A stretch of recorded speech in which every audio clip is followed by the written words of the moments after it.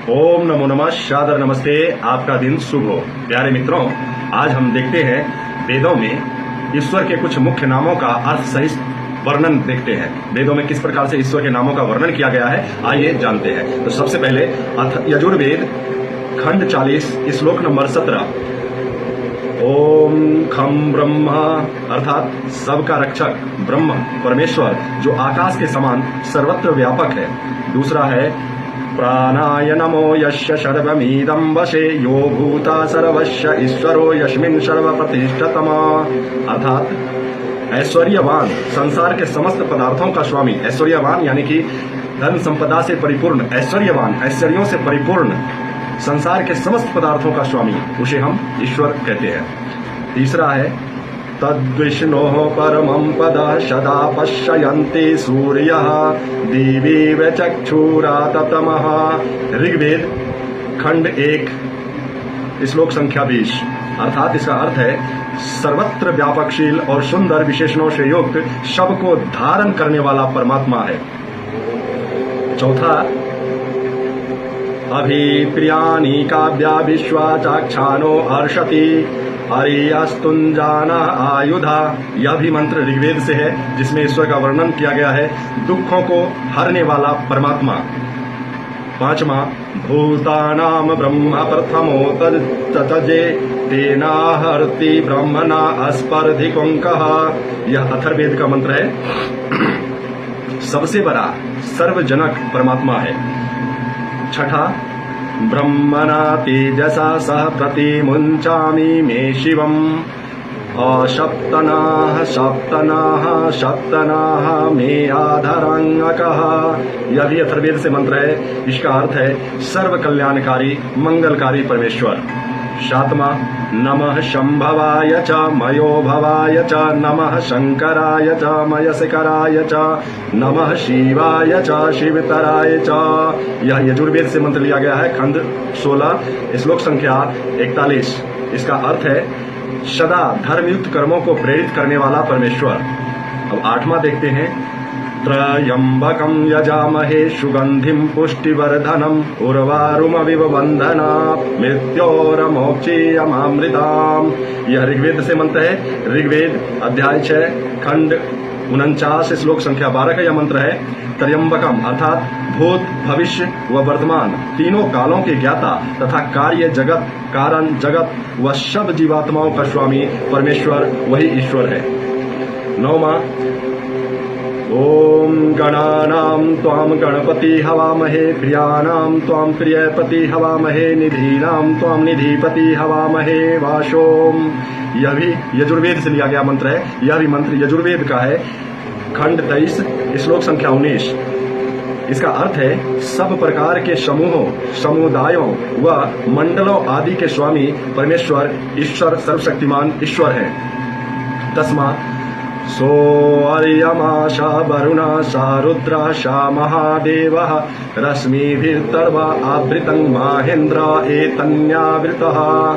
यह भी अथर्ववेद अध्याय 13 खंड 4 श्लोक संख्या 4 का मंत्र है। इस मंत्र में ईश्वर के कई नाम आए हैं, जैसे आर्यमा। आर्यमा अर्थात श्रेष्ठों का मान करने वाला परम पिता परमात्मा।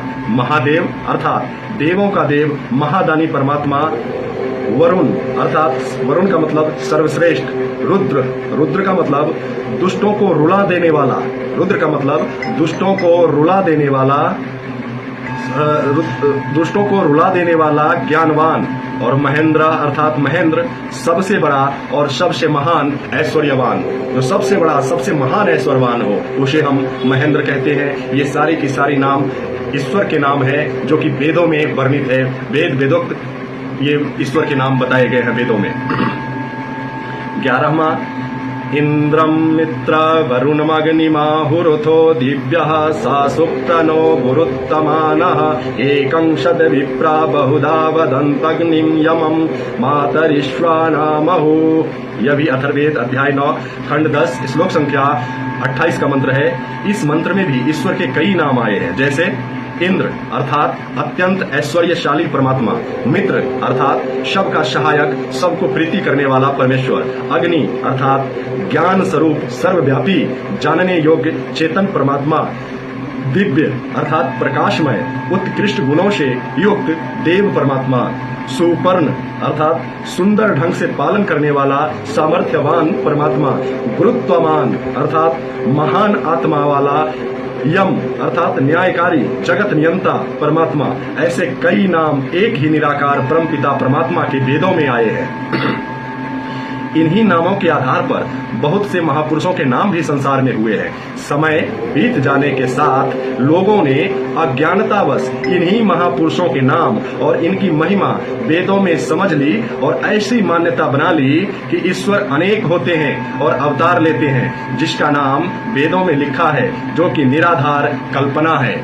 ये बिल्कुल सरासर निराधार कल्पना है। ये सारे के सारे नाम एक निराकार ईश्वर का ही है।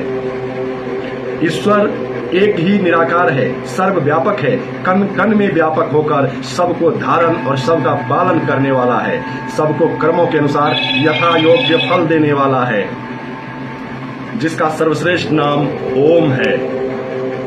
निराकार सर्वेश्वर जिसका नाम ओम है, वही परम ऐश्वर्यवान सर्वशक्तिमान ईश्वर है।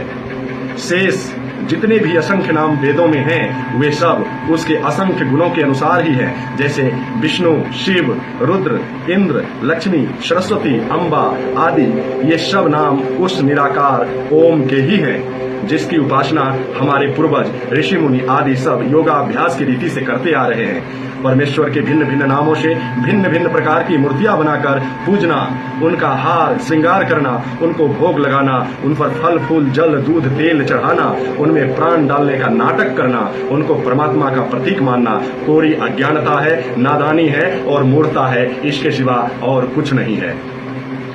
मूर्ति पूजा न तो सीढ़ी है, न ही कोई प्रथम कक्षा की बात है, और न ही इसका विरोध करने से मुसलमान हो जाने की बात है। यह वास्तव में ऐसी खाई है जिसमें गिरकर व्यक्ति का आत्मिक विकास रुक जाता है और मृत्यु पर्यंत उसी में पड़ा रहता है। यज्ञ योग परमात्मा के सर्वोत्तम ओम नाम का स्मरण और वेदानुकूल आचरण ही उस प्रियतम जग नियंता की भक्ति है। बहुमूल्य दुर्लभ मनुष्य जन्म बेकार की बातों में नष्ट करना उचित नहीं। इसलिए निराकार ईश्वर ओम के माध्यम से वो पूजनीय है। इसी के साथ ओम सच्चिदानंद परमेश्वराय नमो नमः। आज का वेद मंत्र ओम विद्यां च विद्या च यतस्वेदो भवंशः अविद्यायाम मृत्यु धृत्वा विद्यामृतमाश्रुते। अर्थात जो मनुष्य विद्या और विद्या के स्वरूप को जानकर और इनके जड़ एवं चेतन पदार्थ साधक है, ऐसा निश्चय करके शरीर आदि जड़ और चेतन आत्मा का धर्म अर्थ काम मोक्ष की सिद्धि के लिए एक साथ प्रयोग करते हैं, वे लोग लौकिक दुख से छूटकर परमार्थिक सुख अर्थात मोक्ष को प्राप्त होते हैं। यदि जड़ अविद्या प्रकृति आदि कारण वस्तु अथवा शरीर आदि कार्य वस्तु न हो तो परमात्मा जगत की उत्पत्ति तथा जीव कर्मोपासना और ज्ञान की प्राप्ति कैसे कर सकते हैं। इसलिए न केवल जड़ अविद्या के द्वारा और न केवल चेतन विद्या के द्वारा अथवा न केवल कर्म अविद्या और न केवल ज्ञान विद्या के द्वारा कोई भी व्यक्ति धर्म अर्थ काम और मोक्ष की सिद्धि प्राप्त कर सकता है। ओम नमो नमः। सादर नमस्ते। आपका दिन शुभ हो।